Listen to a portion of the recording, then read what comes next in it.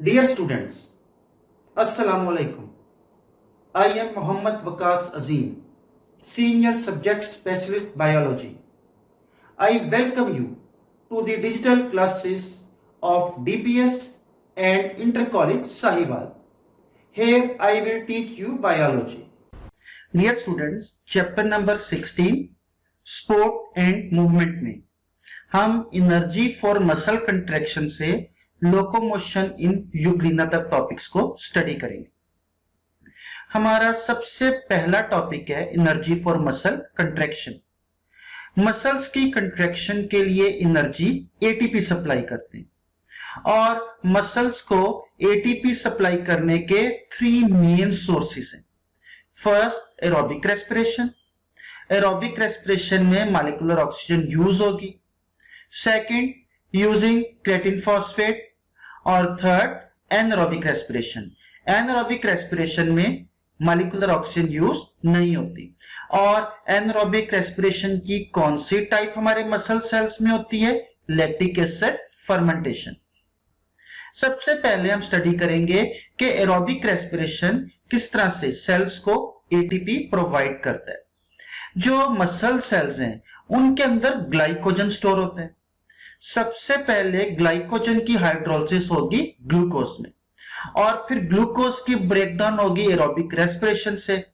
Oxygen की presence में glucose break होगा तो कार्बन डाइऑक्साइड प्रोड्यूस होगी, वाटर प्रोड्यूस होगा और एनर्जी प्रोड्यूस होगी।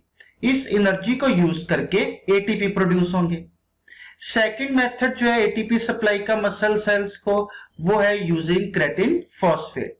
जब हमारे मसल सेल्स जो हैं वो ज्यादा फिजिकल वर्क कर रहे होंगे, हमारे मसल सेल्स जो हैं उनमें मेटाबॉलिज्म बहुत हाई होगा, उस वक्त सेल्स में एक कंपाउंड क्रेटिन फॉस्फेट ब्रेक होगा और क्रेटिन फॉस्फेट के ब्रेक होने से जो एनर्जी रिलीज होगी उस एनर्जी को यूज करके एटीपी की सिंथेसिस होगी।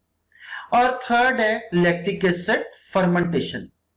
जब हम प्रोलॉन्ग और स्टर्नस मस्कुलर एक्टिविटी कर रहे होते हैं उस वक्त मसल सेल्स में एटीपी की रिक्वायरमेंट बहुत ज्यादा होती है और एरोबिक रेस्पिरेशन से ज्यादा एटीपी जो है वो मसल सेल्स को सप्लाई नहीं हो रहे होते। उस वक्त हमारे मसल सेल्स में लैक्टिक एसिड फर्मेंटेशन स्टार्ट हो जाएगा और लैक्टिक एसिड फर्मेंटेशन में सबसे पहले जो स्टोर्ड ग्लाइकोजन है मसल सेल्स में वो ग्लूकोज में ब्रेक होगा और फिर ग्लूकोज जो है वो लैक्टिक एसिड में चेंज होगा। इस प्रोसेस में भी एटीपी प्रोड्यूस होंगे जो कि मसल सेल्स को सप्लाई होंगे। जो लैक्टिक एसिड हमारे मसल सेल्स में प्रोड्यूस होगा लैक्टिक एसिड फर्मेंटेशन की वजह से, वो मसल फटीग काज कर देता है और इसलिए जरूरी है कि हमारे मसल सेल्स में जो लैक्टिक एसिड अकोमुलेट हुआ है वो ब्रेक हो। जब हम फिजिकल वर्क खत्म कर देते हैं और एट रेस्ट होते हैं उस वक्त जो हमारे मसल सेल्स में लैक्टिक एसिड प्रोड्यूस हुआ होता है उसमें से 1/5 लैक्टिक एसिड जो है वो एरोबिकली ब्रेक होगा और ग्लूकोज बनेगा और फिर जो ग्लूकोज प्रोड्यूस होगा उस ग्लूकोज की एनर्जी को यूज करके जो रिमेनिंग 4/5 लैक्टिक एसिड होता है वो भी ग्लूकोज में चेंज हो जाता है।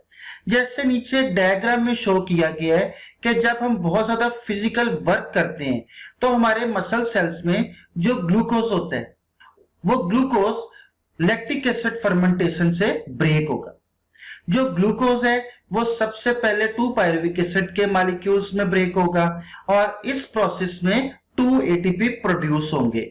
जो ग्लूकोज है वो 2 पायरुविक एसिड के मॉलिक्यूल्स में चेंज होता है, इस प्रोसेस को हम कहते हैं ग्लाइकोलिसिस और फिर ये पायरुविक एसिड जो है लैक्टिक एसिड में चेंज हो जाएगा और जो लैक्टिक एसिड हमारे मसल सेल्स में अकुमुलेट हुआ है उसमें से 1/5 लैक्टिक एसिड जो है वो लीवर में जाके दोबारा से पायरुविक एसिड पे चेंज होगा और फिर जो पायरुविक एसिड है वो एटीपी को यूज करेगा और दोबारा से ग्लूकोज प्रोड्यूस होगा और ये जो ग्लूकोज प्रोड्यूस हुआ है किससे? लैक्टिक एसिड से।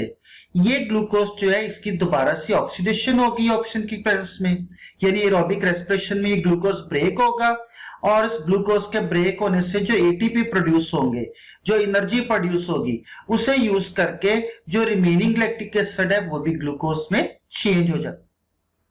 एक बहुत important short question, effect of exercise on muscles. जो एरोबिक एक्सरसाइज है जैसे स्विमिंग है, जॉगिंग है, फास्ट वॉकिंग है, इससे हमारे स्केलेटल मसल्स में बहुत सी चेंजेस आती हैं। जब हम कंटिन्यूसली फिजिकल वर्क करते रहते हैं तो हमारे जो मसल्स होते हैं वो ज्यादा एक्टिव हो जाते हैं, साइज भी मसल्स का इंक्रीज हो जाता है, जो मसल्स हैं उनकी स्ट्रेंथ भी इंक्रीज हो जाती है और वो ज्यादा एफिशिएंट हो जाते हैं और फटीग रेजिस्टेंट हो जाते हैं। फटीग का मतलब है एग्जॉस्टेड। सेकंड, जो कैपिलरीज मसल फाइबर्स को यानी मसल सेल्स को सराउंड कर रही होती हैं वो कैपिलरीज भी नंबर में इंक्रीज होना शुरू हो जाएंगी।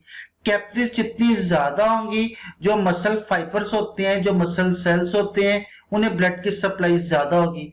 ब्लड की सप्लाई जितनी ज्यादा होगी मसल फाइबर्स को, उतनी ऑक्सीजन की और ग्लूकोज की सप्लाई जो है वो भी इंक्रीज हो जाएगी मसल फाइबर्स को। इसी तरह से जो मसल फाइबर्स होते हैं उनमें नंबर ऑफ माइटोकॉन्ड्रिया भी इंक्रीज हो जाते हैं। माइटोकॉन्ड्रिया मसल सेल्स में जितने ज्यादा होंगे, एरोबिक रेस्पिरेशन उतना ज्यादा होगा और एटीपी की प्रोडक्शन जो है वो भी इंक्रीज हो जाएगी। इसके अलावा जो मसल फाइबर्स होते हैं, जो मसल सेल्स होते हैं, वो ज्यादा एक्सरसाइज से मायोग्लोबिन ज्यादा प्रोड्यूस करेंगे और जब मायोग्लोबिन ज्यादा प्रोड्यूस होगी तो ऑटोमेटिकली हमारे मसल सेल्स में ऑक्सीजन की स्टोरेज जो है वो भी इंक्रीज हो जाएगी।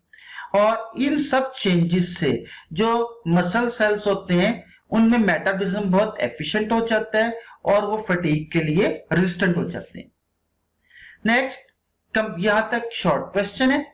Next, complete immobilization of muscles lead to muscle weakness, यानी अगर लंबे अरसे तक हम मसल्स जो हैं उन्हें मूव ना करें, वो इमोबाइल रहें, तो उससे मसल्स वीक हो जाते हैं और मसल्स में सीवियर एट्रोफी हो जाती है। एट्रोफी क्या होता है? Decrease in size of a tissue और organ due to cellular shrinkage. The decrease in cell size is caused by the loss of organelles, cytoplasm and proteins. यानी जब हमारे मसल्स ज्यादा देर तक इमोबिलाइज रहेंगे तो उनमें एट्रोफी हो जाएगी। एट्रोफी की वजह से जो हमारे मसल टिश्यूज होते हैं उनका साइज डिक्रीज होगा। साइज डिक्रीज क्यों होगा मसल्स का? क्योंकि जो मसल सेल्स होते हैं वो श्रिंक हो जाएंगे। श्रिंक क्यों हो जाते हैं मसल सेल्स? क्योंकि उनके अंदर ऑर्गेनेल्स का लॉस शुरू हो जाता है, साइटोप्लाज्म का भी लॉस हो जाता है, प्रोटीन्स का भी लॉस शुरू हो जाता है, जिसकी वजह से जो मसल फाइबर्स यानी मसल सेल्स होते हैं वो श्रिंक हो जाएंगे और मसल का साइज डिक्रीज हो जाएगा। Next topic is diseases related to muscles. सबसे पहले जो हम डिजीज स्टडी करेंगे वो है मसल फटीग। मसल फटीग को हम डिफाइन कैसे करेंगे? Muscle fatigue is a state of physiological inability to contract. और मसल फटीग होता किस वजह से है? जब हमारे मसल सेल्स में एटीपी की डेफिशिएंसी हो जाती है। स्लाइडिंग फिलामेंट मॉडल में आपने स्टडी किया होगा कि जब मसल ने कंट्रैक्ट होना होता है तो जो मायोसिन के हेड्स होते हैं वो एक्टिन के थिन फिलामेंट्स के साथ जाके क्रॉस ब्रिजेस बना लेते हैं और फिर मायोसिन के हेड्स जो होते हैं वो एक्टिन के थिन फिलामेंट्स को स्लाइड करके अपने ऊपर ले आते हैं, जिसकी वजह से मसल कंट्रैक्ट हो जाएगा। और मायोसिन के जो हेड्स होते हैं उन्हें एक्टिन के थिन फिलामेंट्स के साथ क्रॉस ब्रिजेस बनाने के लिए एटीपी की एनर्जी चाहिए होती है और इन क्रॉस ब्रिजेस को ब्रेक करने के लिए भी एटीपी की एनर्जी रिक्वायर होती है।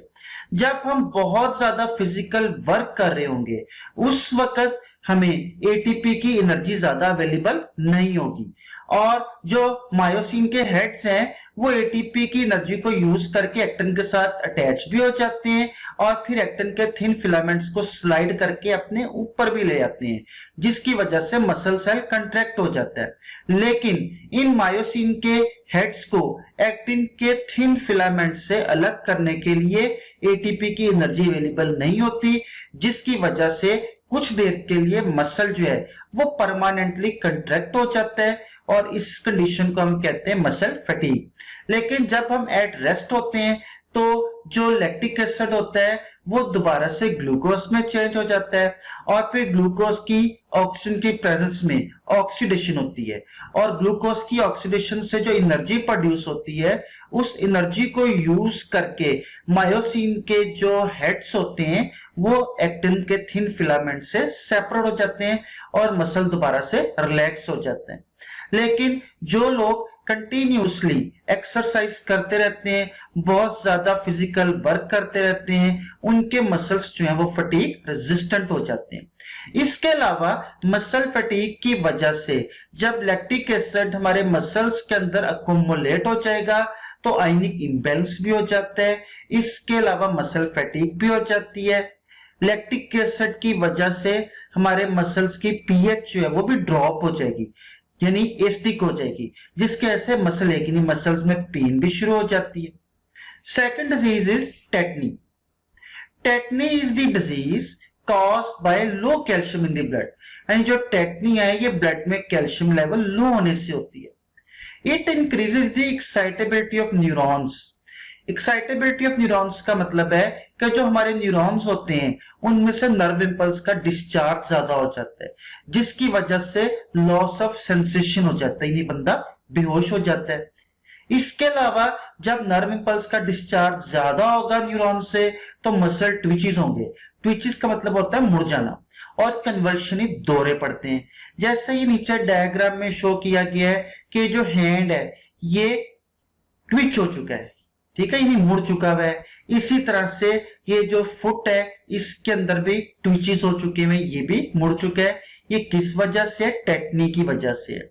और अगर इस डिजीज की ट्रीटमेंट ना की जाए तो आहिस्ता आहिस्ता स्पैम्स हो जाते हैं लेरिंग्स में। स्पैम्स का मतलब होता है पेनफुल इनवॉलंटरी कंट्रैक्शन। तो जो हमारा लेरिंग्स होता है, लेरिंग्स क्या होता है? जो ट्रेकिया का अपर पोर्शन होता है कार्टिलेज का, उसे लेरिंग्स कहते हैं। जब लेरिंग्स में स्पैम्स होंगे तो ऑटोमेटिकली ब्रीदिंग में प्रॉब्लम्स आ जाएंगे। इसके अलावा रेस्पिरेटरी पैरालिसिस हो जाएगा, यानी जो हमारी रेस्पिरेटरी ट्रैक के मसल्स हैं वो डैमेज हो जाएंगे, जिसकी वजह से हम कहते हैं कि रेस्पिरेटरी पैरालिसिस हो गया, यानी फालज हो गया और बंदे की अल्टीमेटली डेथ हो जाती है। टेटनी के कॉजेस कौन कौन से होते हैं?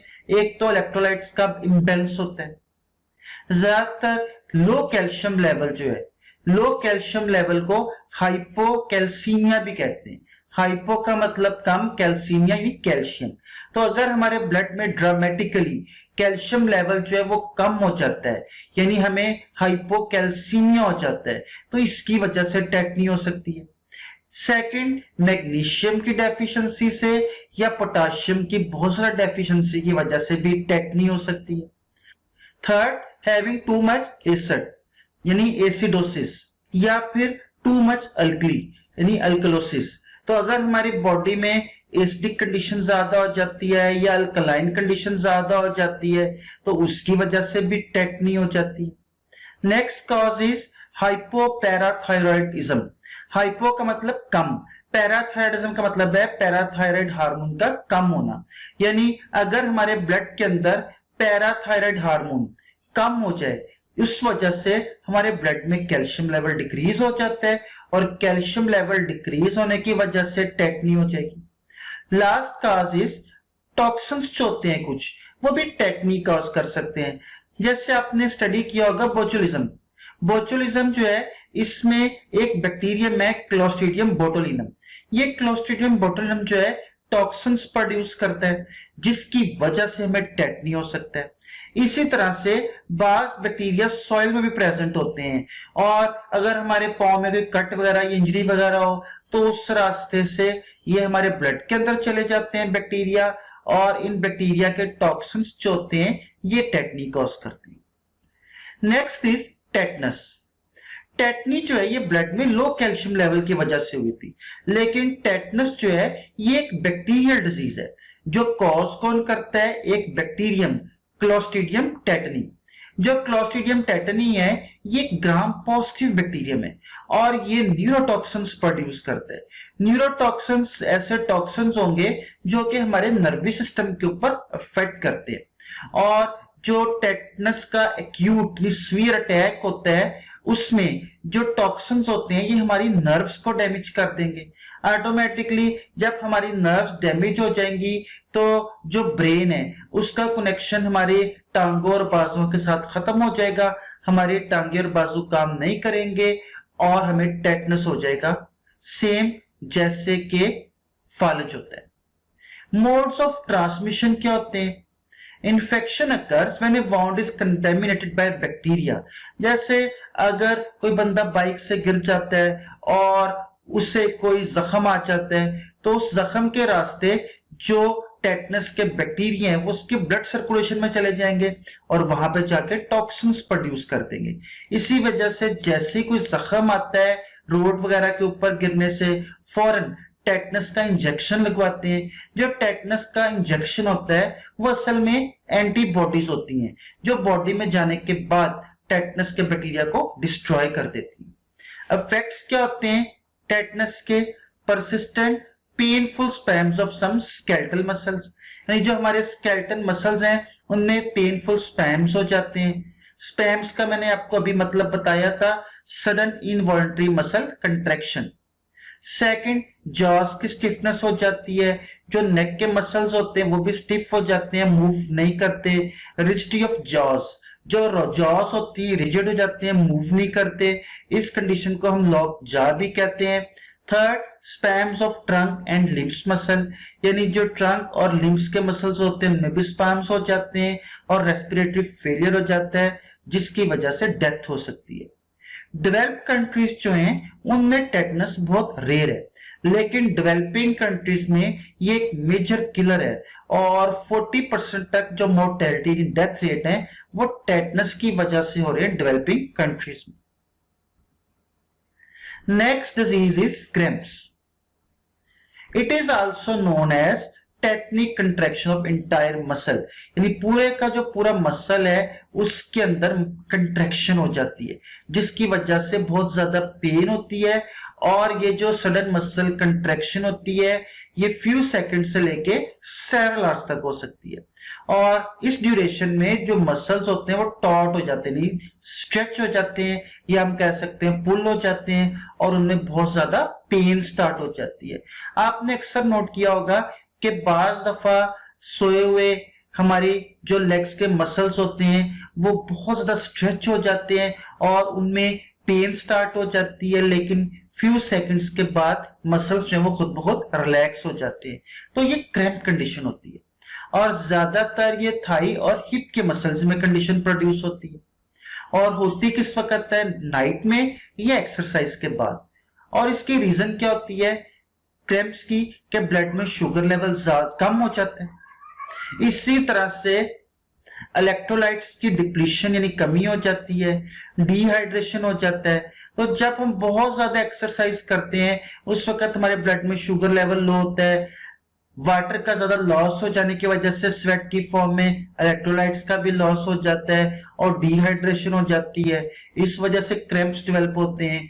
या फिर रात के वक्त जब हम सोए होते हैं उस वक्त हम कुछ खा भी नहीं रहे होते, उस वक्त भी अगर हमारे ब्लड में शुगर लेवल लो हो जाए या फिर डिहाइड्रेशन हो जाए और इलेक्ट्रोलाइट्स का लॉस हो जाए तो फिर क्रैम्प्स प्रोड्यूस होते हैं। और इसका इफेक्ट क्या होता है? इरिटेबिलिटी आ जाती है, किसमें? स्पाइनल कॉर्ड में और न्यूरॉन्स में। इरिटेबिलिटी का मतलब क्या होता है? Ability to respond to a stimulus and change it into an impulse. Next बहुत इंपॉर्टेंट लॉन्ग क्वेश्चन है, arrangement of skeletal muscles for movement of skeleton. सबसे पहले हम कुछ टर्म्स जो हैं उन्हें स्टडी करेंगे। ये टर्म्स जो हैं शॉर्ट क्वेश्चंस में भी आ सकती हैं। जो स्केलेटल मसल्स होते हैं ये हमारे स्केलेटन के साथ अटैच होते हैं और कोई भी जो स्केलेटल मसल होगा उसके टू एंड्स होंगे। स्केलेटल मसल का वो एंड जो कि एक इमूवेबल बोन के साथ अटैच होगा उससे हम ओरिजिन कहेंगे और स्केलेटल मसल का वो एंड जो कि एक मूवेबल बोन के साथ अटैच होगा उस एंड को हम इंसर्शन कहेंगे। जैसे ये एक डायग्राम है, इसमें आर्म की बोन्स शो की गई हैं। जो अपर आर्म है इसकी बोन है ह्यूमरस, ये वाली जो बोन है ये ह्यूमरस है। इसके बाद ये शोल्डर ब्लेड है यानी स्कैपुला, और लोअर आर्म की बोन है रेडियस और अल्ना, और ये बाइसेप मसल है। जो बाइसेप मसल है ये ह्यूमरस के फ्रंट पे होता है, और जब हम एल्बो जॉइंट के ऊपर आर्म की बेंडिंग करेंगे उस वक्त जो ह्यूमरस है और जो स्कैपुला है यानी शोल्डर ब्लेड है, ये दोनों बोन्स इमूवेबल है, और बाइसेप मसल का वो एंड जो कि स्कैपुला के साथ अटैच है, जो कि एक इमूवेबल बोन है इस वक्त, उस एंड को हम ओरिजिन कहेंगे। और जो बाइसेप मसल है उसका जो सेकंड एंड है वो रेडियस के साथ अटैच है, और जो रेडियस बोन है ये इस वक्त एल्बो जॉइंट की बेंडिंग के दौरान में मूवेबल बोन होगी। तो जो बाइसेप मसल का वो एंड जो कि रेडियस के साथ अटैच है वो इंसर्शन होगा, और जो रीजन है और इंसर्शन है इसके दरमियान में जो थिक पोर्शन होगा मसल का उसे हम कहेंगे बेली ऑफ मसल। और मसल कंट्रैक्शन में मसल का जो पार्ट कंट्रैक्ट करता है वो बेली होती है। तो 3 शॉर्ट क्वेश्चन हो गए, origin, insertion and belly of skeletal muscle. Next is connective tissues. Connective tissues को हम कैसे डिफाइन करेंगे? They bind other tissues and help to maintain body form by holding the various organs together. यानी जो connective tissues हैं ये ऐसे tissues होते हैं जो बॉडी के डिफरेंट ऑर्गन्स को बाइंड करते हैं और बॉडी की फॉर्म को मेंटेन करते हैं। टाइप्स हैं कनेक्टिव टिश्यूज की, इसमें एक हम स्टडी करेंगे टेंडन्स और सेकंड लिगामेंट्स। टेंडन्स क्या होते हैं? कॉर्ड्स यानी रस्सियां होती हैं कनेक्टिव टिश्यूज की, that attach muscles to bone. जैसे ये बाइसेप मसल जो है ये टेंडन्स के जरिए, ये वाली जो चीज है ये टेंडन है, ये कॉर्ड है कनेक्टिव टिश्यू की, और जो टेंडन्स है ये मसल्स को बोन्स के साथ अटैच कर रहे हैं। तो जो बाइसेप मसल है वो टेंडन्स के जरिए जो है वो बोन्स के साथ अटैच है, और जो टेंडन्स होते हैं ये नॉन इलास्टिक होते हैं, और लिगामेंट्स क्या होते हैं? ये स्ट्रिप्स, ये हम कह सकते हैं स्ट्रैप्स होते हैं कनेक्टिव टिश्यूज के, जो कि जॉइंट के ऊपर बोन्स को आपस में होल्ड करके रखते हैं, और जो लिगामेंट्स हैं ये स्लाइटली इलास्टिक होते हैं। अगर शॉर्ट क्वेश्चन आए differentiate between tendons and ligaments, तो उसके हम 2 पॉइंट्स बना के लिखेंगे। टेंडन्स क्या है? Cords of connective tissues that attach muscles to bones, and second they are non-elastic, और ligaments के strips of connective tissues that hold bones at joints, और second point they are slightly elastic। और next है muscle antagonism। to move a bone to and fro, यानी किसी भी bone को to and fro यानी एक फिक्स पॉइंट पे आगे पीछे मूव करने के लिए मसल्स के 2 सेट्स होंगे। जब एक सेट मसल्स का कंट्रैक्ट करेगा तो दूसरा रिलैक्स करेगा, और जब दूसरा सेट मसल्स का कंट्रैक्ट करेगा तो पहले वाला रिलैक्स करेगा। तो इस तरह के मसल्स को हम एंटागोनिस्टिक मसल्स कहते हैं, और इस मूवमेंट को हम कहेंगे मसल एंटागोनिज्म। इसकी एग्जांपल है बाइसेप और tricep muscles. Majority of muscle tissues इन और बॉडी आर स्केलेटल मसल्स, और जो स्केलेटल मसल्स होते हैं ये हमने पढ़ा है कि टेंडन्स के जरिए बोन के साथ अटैच होते हैं, और जब मसल कंट्रैक्ट करेगा तो टेंडन पुल होगा, जब टेंडन पुल होगा तो इस टेंडन के साथ जो बोन अटैच है वो भी मूव करेगी। और जो मसल्स होते हैं दे पास अक्रॉस जॉइंट्स, नहीं वो जॉइंट्स के पास से गुजरते हैं, जॉइंट्स के ऊपर से गुजरते हैं, और फिर टेंडन्स के जरिए बोन्स के साथ अटैच होते हैं। अब जब मसल ने कंट्रैक्ट किया तो ऑटोमेटिकली जो टेंडन है वो भी पुल होगा और जो बोन है वो भी पुल होगी। और एमसीक्यूज में याद रखें कि ह्यूमन बॉडी में 650 मसल्स हैं, और ज्यादातर जो मसल्स होते हैं वो पेयर्स की फॉर्म में होते हैं। तो एल्बो जॉइंट है वहां पे जो आर्म की मूवमेंट है उसमें डिफरेंट मसल्स इन्वॉल्व हैं। सबसे पहले बाइसेप ब्रेकी। बाइसेप मसल्स को हम बाइसेप क्यों कहते हैं? क्योंकि ये 2 टेंडन्स के जरिए अपने ओरिजिन के साथ जुड़ा होता है, और बाइसेप मसल का ओरिजिन कौन सा होता है? स्कैपुला यानी शोल्डर ब्लेड। इस डायग्राम में बड़ा क्लियर है कि जो बाइसेप मसल है वो 2 टेंडन्स के जरिए 1 and 2 टेंडन्स के जरिए किसके साथ अटैच है? शोल्डर ब्लेड के साथ, जिसे हम स्कैपुला भी कहते हैं। तो क्योंकि जो बाइसेप मसल है ये टू टेंडन्स के जरिए अटैच है स्कैपुला के साथ, इसलिए इसे बाइसेप कहेंगे। और ब्रैकी क्यों कहेंगे? ब्रैकिन एक लैटिन वर्ड है जिसका मतलब होता है टू हेडेड। जो बाइसेप मसल होता है इसमें टू मसल्स बंडल आपको नजर आ रहे हैं, एक राइट साइड पे और एक लेफ्ट साइड पे। जो राइट साइड के ऊपर है बंडल, मसल बंडल, वो भी टेंडन के जरिए स्कैपुला के साथ जुड़ा हुआ है। इसी तरह से जो लेफ्ट साइड के ऊपर हमें मसल बंडल नजर आ रहा है वो भी टेंडन के जरिए स्कैपुला के साथ अटैच है। तो ये टू हेडेड है बाइसेप मसल, इसलिए इसके लिए हम टर्म यूज करते हैं ब्रैकी की। और जो बाइसेप मसल है इसे हम फ्लेक्सर मसल कहते हैं, क्योंकि जब बाइसेप मसल कंट्रैक्ट करता है तो एल्बो जॉइंट के ऊपर फ्लेक्शन यानी बेंडिंग ऑफ आर्म होती है।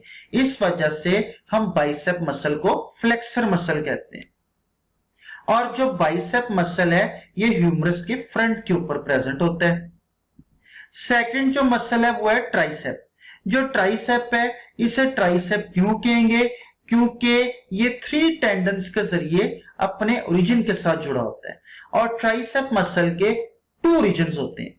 यहां पे ट्राइसेप मसल जो है उसका वन टेंडन जो है जिससे लॉन्ग हेड लेबल किया हुआ है वो स्कैपुला के साथ अटैच है यानी शोल्डर ब्लेड के साथ अटैच है। और रिमेनिंग जो टू टेंडन्स है उनमें एक जो है लेबल किया हुआ है लेटरल हेड। ये जो लेटरल हेड है ये वाला जो टेंडन है ये ह्यूमरस के साथ अटैच है। और जो थर्ड टेंडन है जिसे मीडियम हेड का है ये भी ह्यूमरस के साथ इस जगह से अटैच है।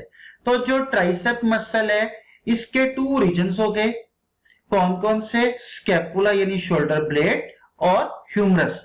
और इसका जो इंसर्शन होता है ट्राइसेप मसल का वो अल्ना के ऊपर प्रेजेंट होता है।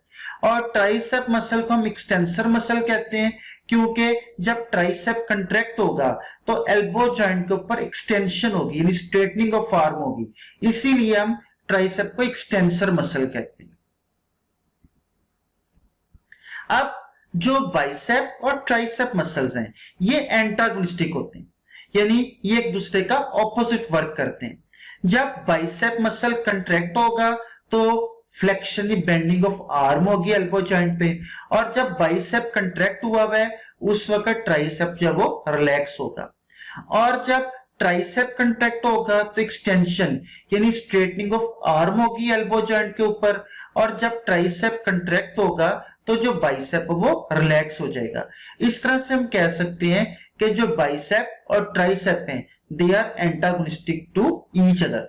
जब बाइसेप कंट्रैक्ट करता है तो ट्राइसेप रिलैक्स करेगा, और जब ट्राइसेप कंट्रैक्ट करेगा तो बाइसेप रिलैक्स करेगा। इसके अलावा टू मसल्स और होंगे, ब्रेकियलस और ब्रेकियोरेडियलस। ये सिनर्जिस्टिक है। सिनर्जिस्टिक का मतलब है सेम वर्क करते हैं। अगर हम बाइसेप मसल को रिमूव करें तो उसके नीचे हमें एक और मसल नजर आएगा जिसे हमने लिखा है ब्रेकियलस। ये बाइसेप जैसे डाइसेक्ट किया हुआ है यानी कट किया हुआ है, और उसके नीचे हमें एक मसल नजर आ रहा है ब्रेकियलस। जो ब्रेकियलस होता है इसका जो रीजन है वो ह्यूमरस की एंटीरियर साइड पे होता है यानी ह्यूमरस जो है उसके आगे वाली साइड पे ये जुड़ा होता है। और इसका जो इंसर्शन होता है ब्रेकियलस का वो अल्ना के ऊपर होता है। जो सेकंड मसल है वह है ब्रेकियोरेडियलस। जो ब्रेकियोरेडियलस है ये रेडियस के फ्रंट पे लोअर आर्म में, और इसका भी ओरिजिन कहां पे है इस मसल का? ह्यूमरस के ऊपर, और इसका इंसर्शन जो है वो रेडियस के ऊपर होता है। जब एल्बो जॉइंट के ऊपर फ्लेक्शन बेंडिंग होती है आर्म की उस वक्त ब्रेकियलस और ब्रेकियोरेडियलस जो है वो कंट्रैक्ट करते हैं। जब ब्रेकियलस कंट्रैक्ट करेगा तो अल्ना रेस करेगा, और जब ब्रेकियोरेडियलस जो है ये कंट्रैक्ट करेगा तो रेडियस वाली जो बोन है इसका भी अपलिफ्ट होगा। इस तरह से जो ब्रेकियलस और ब्रेकियोरेडियलस होते हैं ये अल्ना और रेडियस को क्या करते हैं? अपलिफ्ट करते हैं, क्योंकि ये सेम वर्क कर रहे हैं इसीलिए हम इन्हें कहेंगे ये एक दूसरे के सिनर्जिस्टिक हैं। यहां पर जो हमने फोर मसल्स पढ़े उनके ओरिजिन्स और इंसर्शंस दिए हुए हैं। सबसे पहले बाइसेप ब्रैकी। जो बाइसेप ब्रैकी है इसके बारे में हमने पढ़ा कि इसका ओरिजिन होता है स्कैपुला पे, और जो बाइसेप ब्रैकी है ये टू टेंडन्स के जरिए अपने ओरिजिन के साथ जुड़ा होता है, और इसका इंसर्शन कौन सा होता है, medial surface of radius, medial यानी सेंटर वाली सरफेस किसकी, रेडियस की। जो बाइसेप है ये टू टेंडन्स के जरिए स्कैपुला के साथ जुड़ा होगा, लेकिन इंसर्शन पे ये सिर्फ सिंगल टेंडन के जरिए अटैच होगा। और इसका काम क्या होता है कि जब बाइसेप कंट्रैक्ट होता है तो बेंडिंग ऑफ आर्म होती है एल्बो जॉइंट पे। सेकंड, ब्रेकियलस। ब्रेकियलस का ओरिजिन कौन सा होता है, अंटीरियर सरफेस ऑफ ह्यूमरस, और इसका इंसर्शन होता है अल्ना पे। और जब ब्रेकियलस कंट्रैक्ट करेगा तो अल्ना अपलिफ्ट होगा, अल्ना रेज होगी बोन। और थर्ड है ब्रेकियोरेडियलस। इसका ओरिजिन भी ह्यूमरस के ऊपर ही होता है, लेकिन इसका इंसर्शन जो है वो रेडियस के ऊपर होता है। और ब्रेकियोरेडियलस जो है इसका फंक्शन क्या है, ये रेडियस को अपलिफ्ट करता है। और लास्ट है ट्राइसेप। ट्राइसेप जो है ये थ्री टेंडन्स के जरिए अपने ओरिजिन के साथ अटैच होता है, और ट्राइसेप के टू रीजन्स हैं, स्कैपुला यानी शोल्डर ब्लेड और ह्यूमरस। और सिंगल टेंडन के जरिए ये अपने इंसर्शन के साथ अटैच होता है, और इसका इंसर्शन कौन सी बोन है, अल्ना। और इसका फंक्शन क्या होता है ट्राइसेप का, जब ट्राइसेप कंट्रैक्ट होता है तो एल्बो जॉइंट के ऊपर आर्म की स्ट्रेटनिंग होती है, यानी एक्सटेंशन ऑफ आर्म होती है। Next will study locomotion in Euglena. Euglena जो है ये प्रोटिस्ट है, और जो यूग्लिना है इसमें एक सिंगल फ्लैजेलम होता है जिसकी हेल्प से ये मूव करता है। और फ्लैजेलम जो है इसकी विप लाइक का मतलब है हंटर लाइक मूवमेंट होती है। और जब फ्लैजेलम जो है ये बैकवर्ड मूव करता है तो वाटर को ये बैकवर्ड पुश करता है, और जो सेल है वो फॉरवर्ड डायरेक्शन में मूव करता है। जैसे डायग्राम में हमें नजर आ रहा है कि जो फ्लैजेलम है वो प्रोग्रेसिवली जो है वो बैकवर्ड मूव करता जा रहा है। जैसे जैसे फ्लैजेलम जो है वो बैकवर्ड मूव करता जा रहा है, वाटर पीछे को पुश होता जा रहा है, और सेल जो है वो फॉरवर्ड डायरेक्शन के अंदर मूव कर रहा है। नेक्स्ट, जो फ्लैजेलम है वो अगली स्टेज में फॉरवर्ड डायरेक्शन में मूव करेगा। जब फ्लैजेलम जो है वो प्रोग्रेसिवली फॉरवर्ड डायरेक्शन में मूव करेगा तो सेल जो है वो बैकवर्ड मूव नहीं करेगा। और जो लोकोमोटरी फ्लैजेलम होता है वो अंटीरियर एंड पे होता है सेल के, और ये जो फ्लैजेलम है ये सेल को आगे की तरफ पुल करता है। इसके अलावा जो फ्लैजेलम होता है इसकी स्पाइरल मूवमेंट भी होती है, और ये जो स्पाइरल मूवमेंट होती है ये फ्लैजेलम खुद प्रोड्यूस करता है। और ये जो स्पाइरल मूवमेंट होती है ये बेस से टिप की तरफ होती है, बेस से शुरू होती है और टिप की तरफ जो फ्लैजेलम है वो स्पाइरली मूव करता जाता है। इस फ्लैजेलम के स्पाइरल फैशन में मूव करने से भी सेल जो है वो फॉरवर्ड डायरेक्शन में मूव करता है, और जो फ्लैजेलम है इसकी जो स्पाइरल मूवमेंट होती है इससे एम्पलीट्यूड भी इंक्रीज होता है और सेल की वेलोसिटी भी ज्यादा हो जाती है। और जब फ्लैजेलम जो है वो स्पाइरल फैशन में मूव करेगा तो इसकी वजह से सेल जो है वो फॉरवर्ड डायरेक्शन में भी मूव करेगा, लेकिन अपने एक्सिस के गिर्द भी रोटेट करेगा। यूग्लिना जो है ये अपनी शेप सेल की और अपनी जो लोकोमोशन की डायरेक्शन है उसे भी चेंज कर सकता है एक्टिव कंट्रैक्टाइल मायोनीम्स से। जो मायोनीम्स होते हैं ये कंट्रैक्टाइल थ्रेड लाइक स्ट्रक्चर्स होते हैं और सेल की पूरी लेंथ में प्रेजेंट होते हैं। जब मायोनीम्स कंट्रैक्ट करेंगे तो जो सेल है वो शॉर्ट और वाइड हो जाएगा। सबसे पहले जो सेल का अंटीरियर पार्ट होता है यहां पे जो मायोनीम्स होते हैं ये कंट्रैक्ट होंगे, जिसकी वजह से देखें कि जो सेल का अंटीरियर पार्ट है वो शॉर्ट और वाइड हो जाएगा। इसके बाद जो सेल का मिडल पार्ट है यहाँ पे जो मायोनीम्स है वो कंट्रैक्ट होंगे, जिसकी वजह से सेल का जो मिडल पार्ट होता है वो शॉर्ट और वाइड हो जाएगा। और एंड पे जो सेल का सबसे पीछे वाला हिस्सा होता है उसमें जो मायोनीम्स होते हैं वो कंट्रैक्ट होंगे, जिसकी वजह से जो सबसे पीछे वाला हिस्सा है वो सबसे एंड पे शॉर्ट और वाइड हो जाएगा। और इस मूवमेंट की हेल्प से जो यूग्लिना है वो टर्न भी ले सकता है, और इसी मूवमेंट की वजह से जो यूग्लिना होता है वो एक स्ट्रेट लाइन में मूव नहीं करता बल्कि जिगजैग मैनर में मूव करता है। जो मूवमेंट फ्लैजेलम की हेल्प से हुई थी वो फ्लैजेलरी मूवमेंट थी, और मायोनिम्स की वजह से जो कंट्रैक्शन हुई, जो मूवमेंट हुई, वो यूग्लिनाइड मूवमेंट होती है। इस तरह से जो यूग्लिना होता है वो फॉरवर्ड भी मूव कर रहा होता है एक ही वक्त में, अपने एक्सिस के गिर्द भी रोटेट कर रहा होता है, और उसकी जो मूवमेंट होती है वो एक स्ट्रेट लाइन में नहीं होगी बल्कि जिगजैग मैनर में होगी। Now we will study some important short questions. First short question is, write 4 effects of exercise on muscle. Second, what is muscle fatigue? Third, write causes and effects of tetany. Fourth, write causes and effects of cramps. Fifth, what is tetanus?